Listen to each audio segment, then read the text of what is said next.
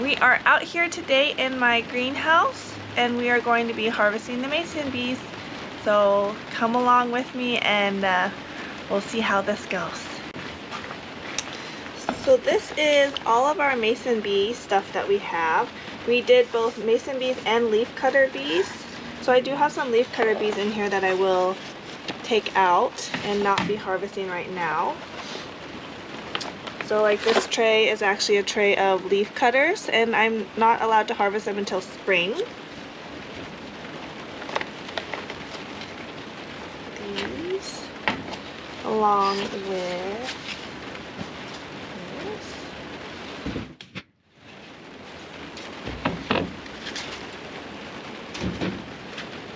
Alright, so as you can see, these are all of our mason bees that we got this year.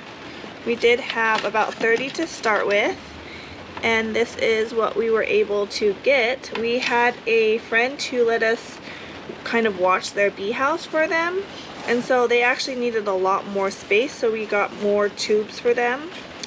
We also bought this crown bee observation, which was really awesome for us because it allowed us to kind of see what's going on with the mason bees.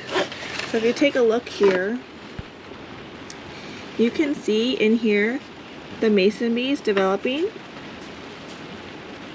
So before you could see the pollen in the very back and you could see the little larvae, and then as the season progressed you could see more of the bees development, and then you can see that they are now made some cocoons. Some of them did not develop. First step in cleaning the mason bees is to remove all of the bees from whatever storage you have. So we use these reusable tubes. So we can use this again, and then we actually take this apart. We also have our observation tray that we will need to remove. So I do believe I will need to find a screwdriver to remove these from here. And then we also bought the tray, which is also a little bit easier for removing the bees. So I am going to remove this rubber band,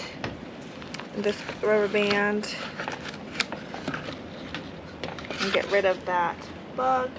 It was dead. And then we'll just lift off this first tray here very gently. Alright, so in here there are definitely some pests, so these bugs should not be in here, and this is a reason why we want to make sure we clean these out. So you can see that they have kind of gotten to some of the mason bees in here and not developed, so we really want to make sure that we are cleaning this all out, and we will take this, all the bugs and stuff, and we'll put them in a Ziploc bag and put them in the freezer to kill them, and then we'll dispose of them after they've been frozen. So I'm just going to come in here. I got this from Crown Bees. I thought it would be easier for me, and you just take it and you run it down through your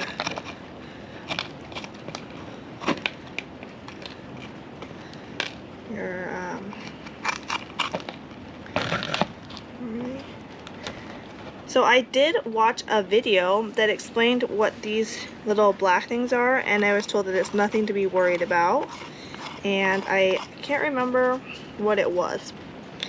Here we have this tray, and there's a considerable amount of those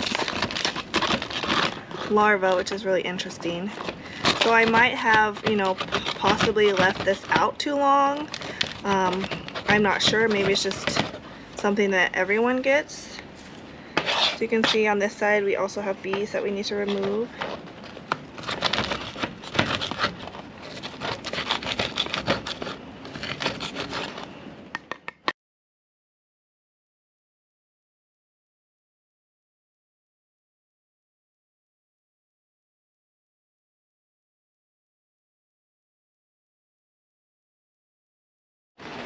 Alright, so one thing I realize is probably a good idea to wear gloves. I am not a huge bug fan, and probably better just in general, so I'm going to put on a pair of gloves. I also found a pest, which I will look up what exactly this is.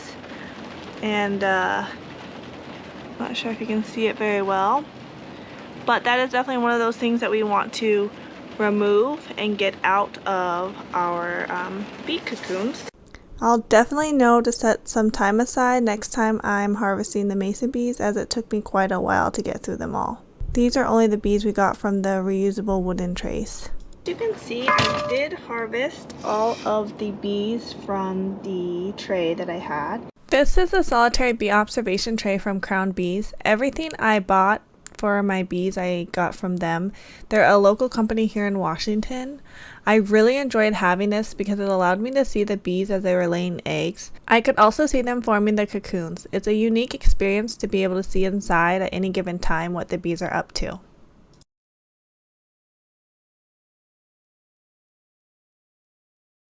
Yeah, it's quite interesting in here.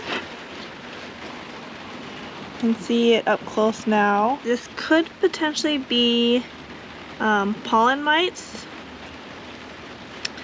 You're supposed to look for like these little clear kind of like bodies. It's hard to tell exactly, but basically there's definitely pests in my bee stuff, so I just want to make sure that I clean all of it really well for next year. So what I'm going to do now is I'm going to continue to harvest, but I'm going to harvest from these reeds instead now, because this is what I have left along with the observation tray that I'll need to get a screwdriver for. It actually pulls apart quite easily, and I almost actually prefer it. It does take more time, but it seems a little bit cleaner in terms of like all the extra stuff that you get out of it. So let's see. This one seems like, oh, so I did find one little one in here.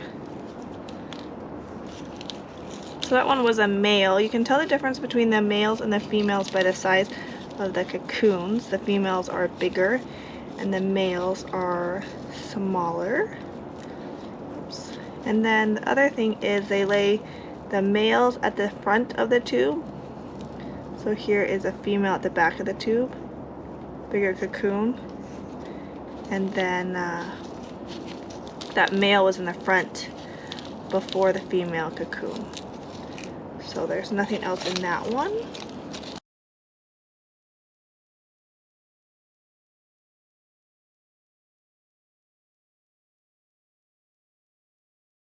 So this is the very last one to harvest all the cocoons from. What we're going to do next is we're going to rinse these off in a bleach solution. So I have all the cocoons right here that we harvested, and the recommendations are to do a 1 gallon to 1 tablespoon or 1 gallon to 1 to 2 teaspoons.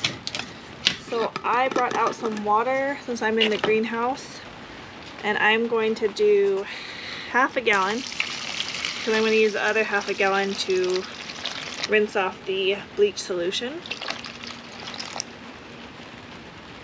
And this is a gallon jar I use to make kimchi. Alright, and then I brought out some bleach. So I brought out a half a tablespoon of bleach. Probably should have mixed it in first. Alright. Essentially we're just trying to get these guys clean, get off any mites that might be on there, pollen mites, anything that could damage them.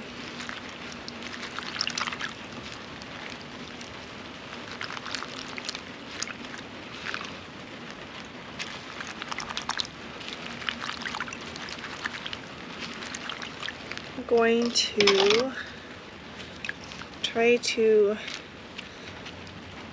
just get these all out of here and then rinse them off in some clean water at this point. I am back. Alright, so let's try to just rinse these off. Just trying to get them as clean as possible, and then we will dry them off. If you guys have done this before and you have any tips or methods, I'm sure it's probably also easier if I weren't doing this in my greenhouse, just because it makes me limited on my water, and I had to bring out all my supplies that I thought I would need. So it's pretty crazy though, it's still like really dirty. So I'm gonna rinse these again. You can see the water. Alright, so I'm gonna give these just one final rinse with the rest of the water I have and call it good for this first year mason bee harvest.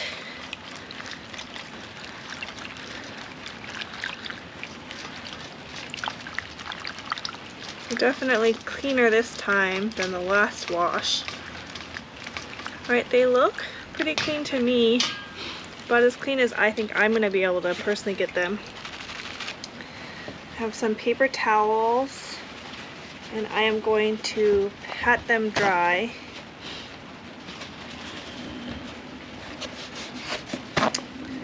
And I'm going to use my handy dandy 10-20 tray, because you use what you got, right? So they are all ready to go.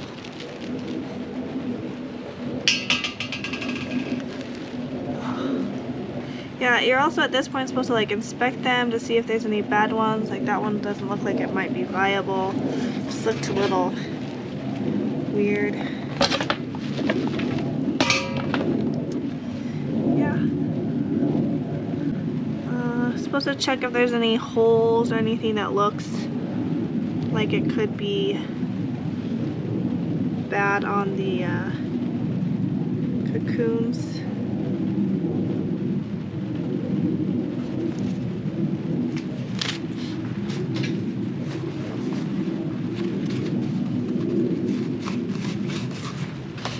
So at this point I'm just going to try to dry them all off gently.